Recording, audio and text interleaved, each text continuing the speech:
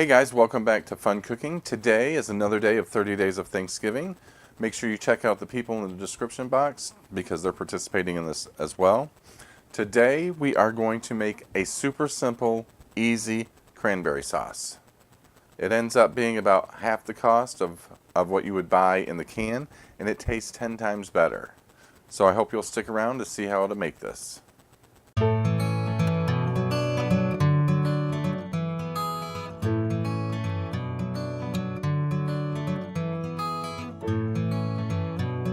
Okay guys, so the ingredients for the super simple cranberry sauce, you're going to need whole cranberries, a cup of water, a cup of sugar, and I'm using some citric acid, but you could substitute lemon juice for this. And all we have to do is add our cranberries to a pot along with our water, and we're going to turn this on medium high. We're going to let this warm up just a little bit.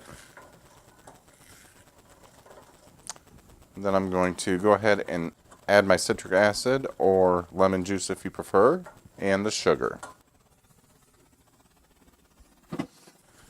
Make sure we stir it all in, get it well incorporated.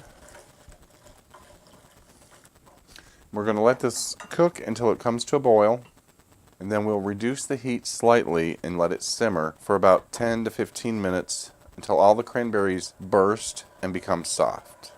When it gets to that point, I'll come back and show you what it looks like and the next steps.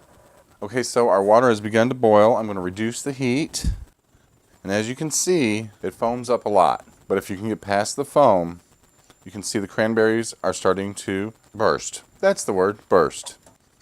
And so we're going to reduce the heat just so it doesn't boil over, because we do not really need this at a rapid boil. We just need the cranberries to release their pectin so the syrup will thicken and congeal. This has still got a good 5 minutes.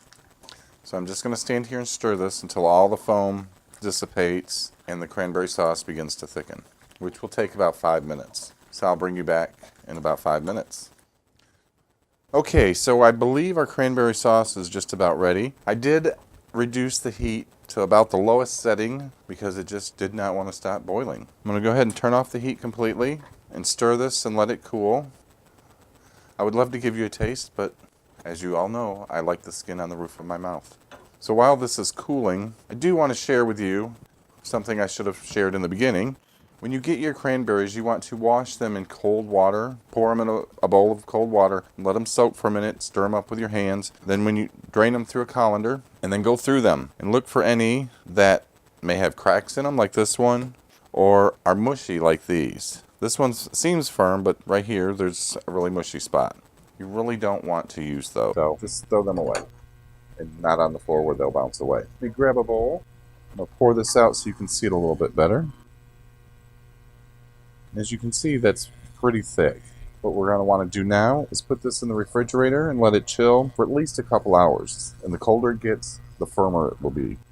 If you like this video, make sure you hit that like button below and subscribe if you're not subscribed. And make sure you check out the other channels in the description box below that are participating in the 30 Days of Thanksgiving. Until next time, I'll see you guys.